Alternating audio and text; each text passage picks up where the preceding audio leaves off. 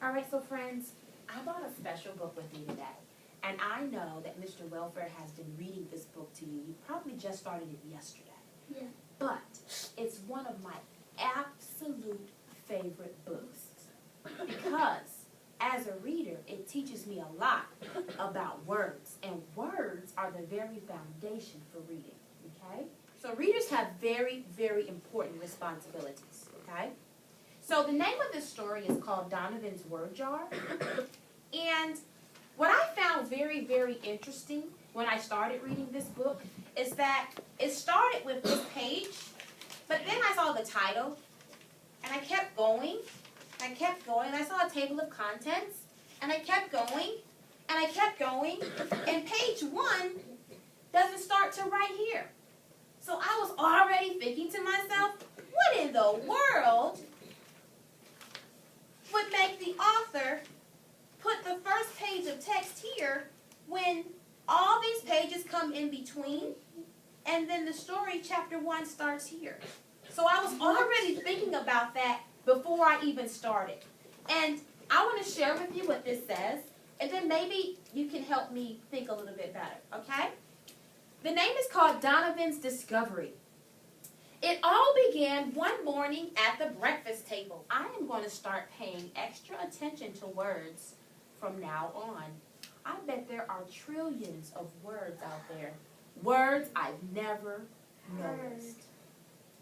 So I'm thinking that this might be a part of the book that really sets the tone for what this story is going to be about. Where you learn a little bit about the setting of a book, but it also gives you some background and kind of sets you up for what you might be reading.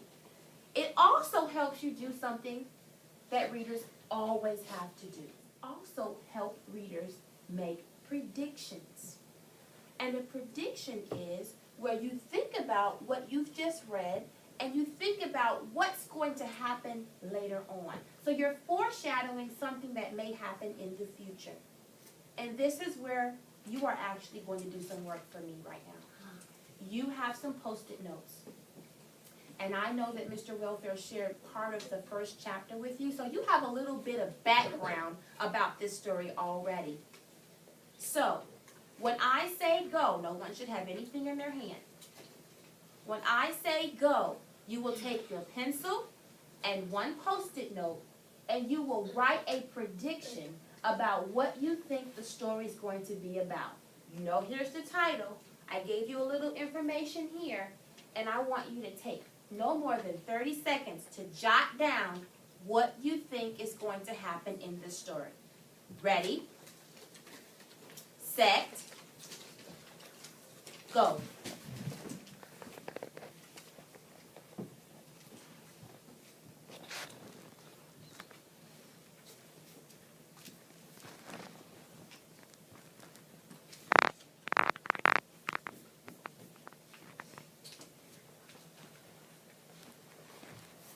Okay, so let me tell you what I saw. I saw some really good predictions. Some people were saying that Donovan is going to learn about new words. I also saw that people were saying that this story is going to be about Donovan and his friends. Okay? So those were some very good thinking that I want you to hold on to as we continue to read the story together. So now I'm going to skip past all these other pages, and I'm going to get to the first chapter. And the name of that chapter is called Donovan.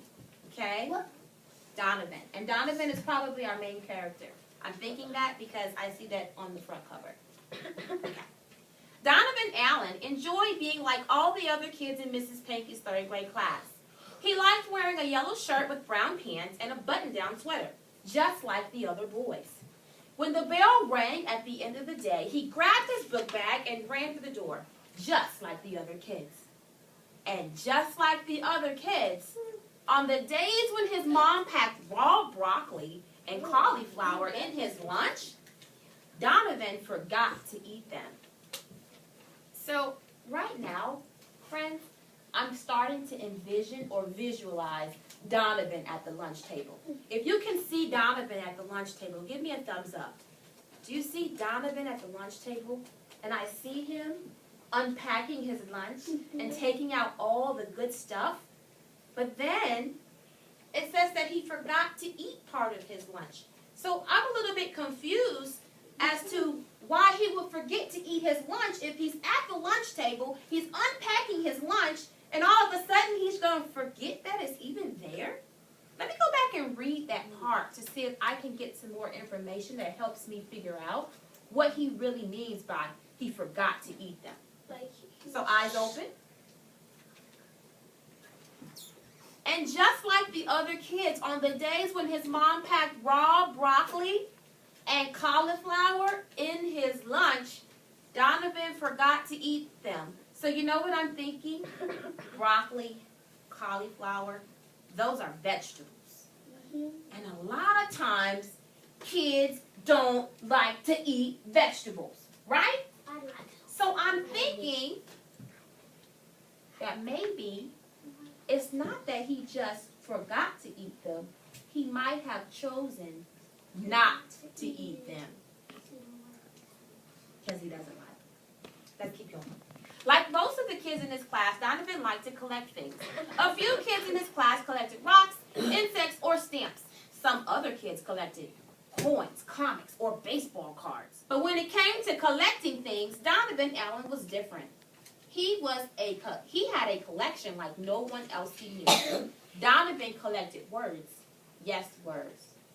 So Donovan liked to collect things too. So I'm starting to think that he's going to start collecting words, but I'm not sure how he's going to collect these words. Because when I think about it, when I think about collecting words, I think about marbles. I can put marbles in my pocket. I can put marbles in a glass or a jar or something. I'm trying to figure out how is he going to collect these words. Because right now, Miss Williams is speaking words. Can you collect my words?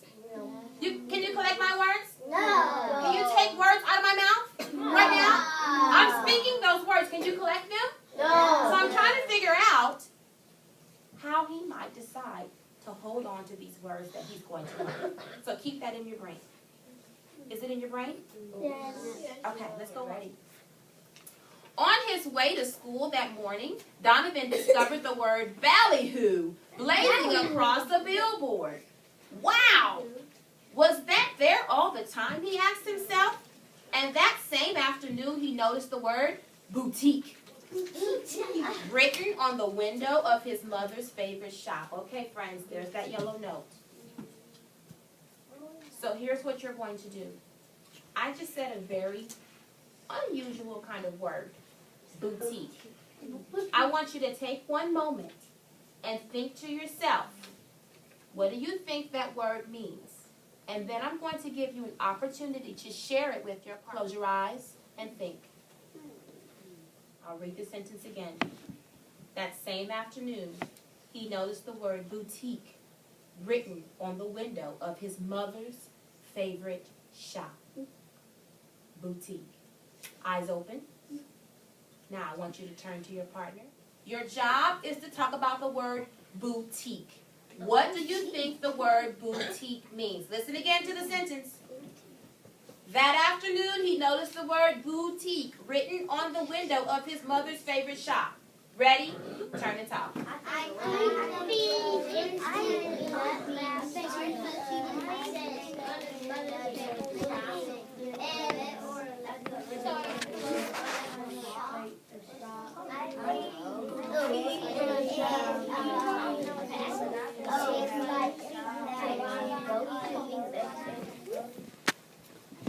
Oh my goodness, you see this huge smile on my face, right?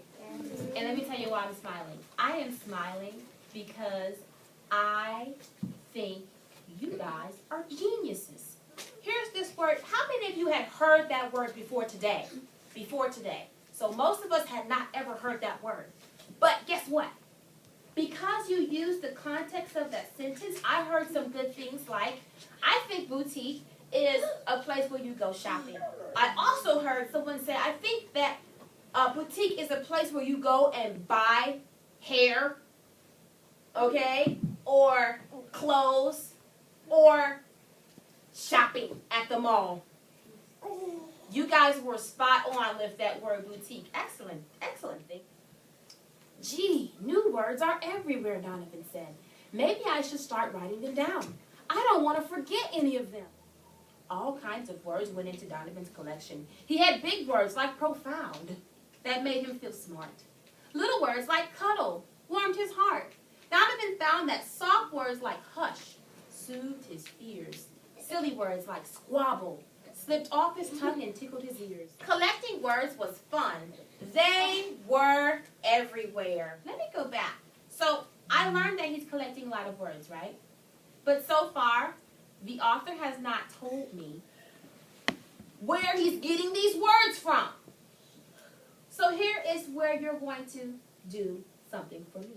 You are going to stop and sketch a picture of where do you think Donovan is getting these words from. He's writing them on strips of paper. He's putting them into a jar.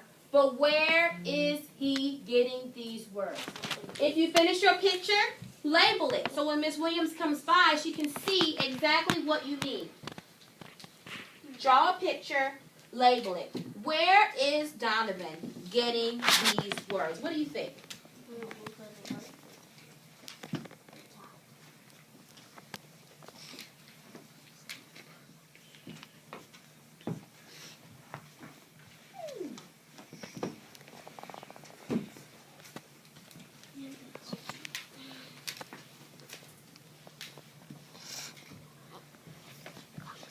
Let me share with you what I saw. Some of you, I'm thinking you might have read this book before. Or maybe you're just really good thinkers, and you know exactly where he's getting these words from. I saw some people saying he's getting these words from the cereal box. Some people said that he's getting these words from school. Some people said newspapers. Some people said from the store. So, and you're all right. You're all right. Let's find out what the author shares with us about where he gets these words. It says, his favorite way of collecting words was from people. People on the street corners. People in the stores. Whoop, whoop, if you said store. Okay, all right. People in the park. People he heard on the radio. The people he saw on TV. Everywhere Donovan went, he listened and he scribbled down new words. Donovan collected so many words that his jar filled. Oh my goodness, friends. Guess what? You beat me to my own thought because you just said it was full. There's a word that I was going to stop and think about. It says brim. Brim. And you know what, friends? I have not seen that word before, but you just helped me figure something out. Looking at the word itself is very unfamiliar to me. But when I apply that word to context, I say, when it says filled to the brim, almost spilling over the rim with words, and more words, I'm going to use my eagle eye, and I'm going to look at the words around the sentence, Sweet Pea. And I'm also going to look at the picture. And remember that there are not a lot of pictures in this book. So I may have to go back to the beginning. No. And look at this picture on the front page. And I see a picture of words.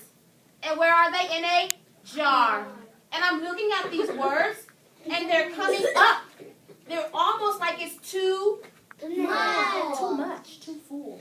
So I'm thinking, when I'm looking closely at this word, brim, I'm thinking it means full to the top.